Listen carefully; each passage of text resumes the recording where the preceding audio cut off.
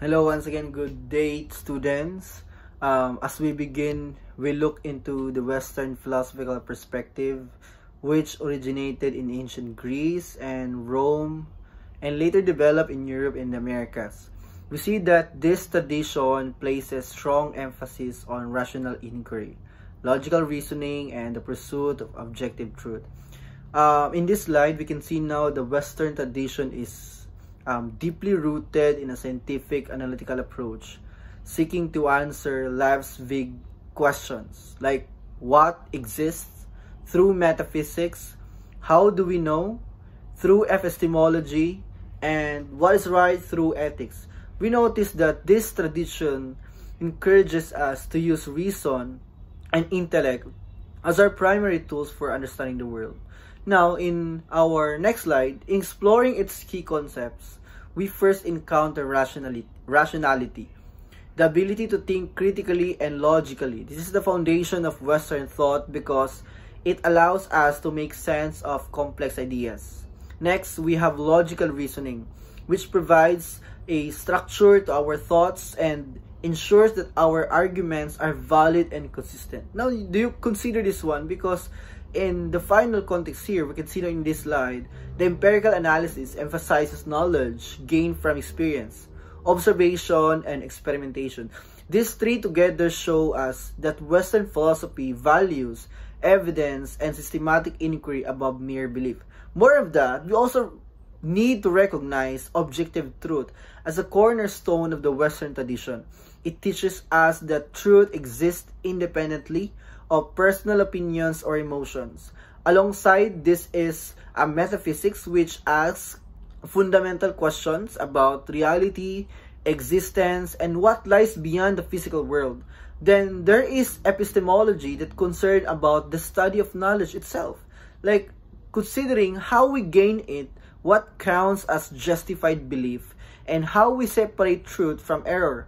These areas of inquiry highlight the Western desire for clear and universal answers. And more of that, another context here that we can see right now in our slide, defining feature is the individualism, where the focus is on the individual's rights, freedom, and responsibilities. Unlike collectivist traditions, the West emphasizes personal achievement and independence. We also encounter propositional knowledge, which expresses knowledge in statements such as the Earth orbits the Sun. This highlights the Western drive for knowledge that can be tested, proven, and universally shared. Now, the Western philosophical perspective, we can trace these ideas through great Western thinkers. Unang-una dyan, makikita natin si Socrates. However, sa slide natin, hindi siya in-indicate. Si Socrates, isa itong philosopher na naging mentor ni Plato during that time. And even Plato introduced the theory of forms, distinguishing between the ideal and the material world. Aristotle naman, advanced logic in ethics and natural sciences. René Descartes declared, "I think, therefore I am," affirming rational thought as proof of existence. John Locke also emphasized natural rights and the importance of experience in gaining knowledge. And also, we have here Immanuel Kant, which highlighted duty-based ethics and human autonomy. Together, by understanding this concept, this idea or this slide or this content, it demonstrates the intellectual richness and scientific orientation of the Western tradition. Now, for our next slide, let's proceed with our Eastern philosophical perspective. In contrast, pinag-usapan natin ang Western philosophical. Now, let's deep the discussion in the Eastern philosophical perspective too. In contrast, we can see now the Eastern perspective, which originated in India, China, Japan, and other parts of the Asia, emphasizes harmony, spirituality, interconnectedness, and liberation from suffering. Unlike the West, which seeks logical and objective truth, the East focuses on balance, inner wisdom, and unity with nature. The goal there is not just knowledge, but a idea of transformation, achieving liberation, whether moksha or nirvana, and living a moral life guided by peace and compassion. Now, to break down this context, when we break down its key concepts, we see that spiritualism is central, affirming that there is a reality beyond the material world. Mental well-being also emphasizes mindfulness and inner peace as part of true wisdom. Now, social responsibility reminds us that we are not isolated but interconnected with family, community, and society. You can see right now in our slide or presentation that Eastern thought also introduces nirvana, or called as the liberation from suffering and the cycle of rebirth. It promotes harmony, like living in balance with society and nature. That knowledge is not only analytical but also shaped by subjective experience through meditation and self-reflection. Do you know what? In this context, furthermore, to elaborate more of this, it often communicates through metaphorical language, using stories and parables to reveal deeper truths. So, in this idea, it values collectivism also, that prioritizes the community over the individual, and sees life through a cyclical view, where birth, death, and rebirth are part of a continuous flow. Now, in our next slide, we can understand these ideas through example. Hinduism emphasizes dharma, or called as duty, karma, considering the cause and effect, and moksha also considering the liberation. Now, the Buddhism teaches us the Four Noble Truths and the Eightfold Path to end suffering. And also Confucianism stresses its ethics, family, and social harmony, while Taoism calls us to live in harmony with the Tao, or the way. And also with this context, and Zen Buddhism focuses on mindfulness and meditation for enlightenment.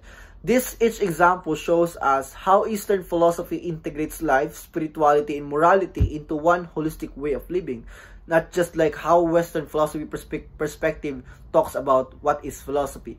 Now, we try to discuss for both Western and Eastern. Now we compare the both traditions. The Western perspective highlights science, reason, and individualism, often encouraging assertiveness and independence. The Eastern perspective emphasizes wisdom, harmony, and collective responsibility, reminding us that we are interconnected with others and with nature. So by understanding this one, bringing these traditions together, we realize that human understanding becomes richer. Reason and science from the West, so considering balance and compassion from the East. Now let's start also our discussion with Confucianism. As you can see right now, let us begin with this one. It emphasizes self-cultivation, which developing ourselves morally in connection with family and society. So the self is not isolated but shaped by relationships. Okay, so kindly take note of that. And Confucius identified virtues such as Ren can be equated as empathy, Z for the intention, Zu learning, and Yi righteousness as essential. By practicing these virtues, we align ourselves with the mandate of heaven and create social harmony. That's why Confucianism reminds us that the true growth comes to responsibility to others. Now let's proceed also our discussion to Taoism. Taoism, based on Laozi's teaching, views the self, okay, take note, as part of the natural order. So the Tao is the way, the path of life, and the universe. In this idea, Taoism teaches Wu Wei, effortless action, and Ziran, called as naturalness. It encourages us to flow with life rather than resist it.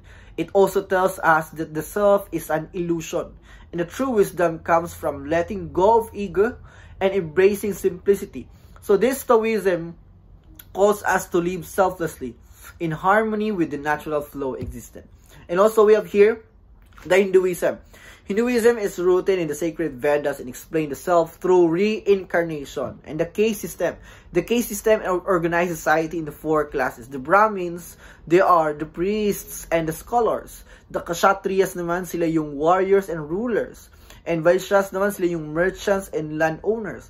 And lastly, the Shudras are the laborers and the artisans. This system, though social in nature, is tied to karma. Our actions kasi in this life, according to Hinduism, is determined or revert in the next.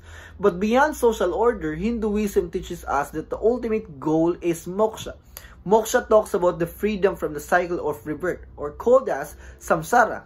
Achieving moksha means transcending worldly attachments and realizing union with ultimate reality. So this idea of Hinduism talks about providing a role in life, considering our attachment, considering our a union with the ultimate reality. So do not just understand life based on its ideal context, but understand life based on reality in context. Now, in our next slide naman, we will talk about the Buddhism.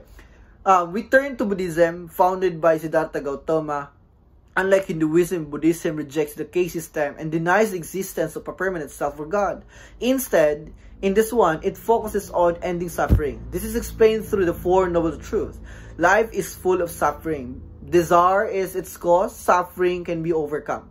And the way to end it is the Eightfold Path. The Eightfold Path guides us toward right view, intention, speech, action, livelihood, effort, mindfulness, and concentration. By following these, we can let go of attachment and realize that the self is an illusion.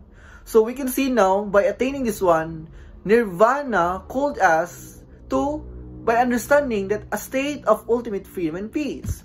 Now, to summarize our discussion for today, Confucianism teaches us that self grows through moral cultivation and social harmony. With this one, the Taoism tells us that the self dissolves into the natural flow of the universe. Like Hinduism naman shows us that the self is shaped by karma and caste, with moksha as the highest goal, okay? So Buddhism reminds us that the self is an illusion and suffering can be overcome through the Four Noble Truths and the Eightfold Path. So together, by understanding this one, the philosophical perspective of West and East, these perspectives enrich our understanding of the self, where the West values reason and science and the East highlights harmony, spirituality, and compassion. By learning both, we can see a fuller picture of human life existence. So that's the discussion for this presentation. Once again, good morning.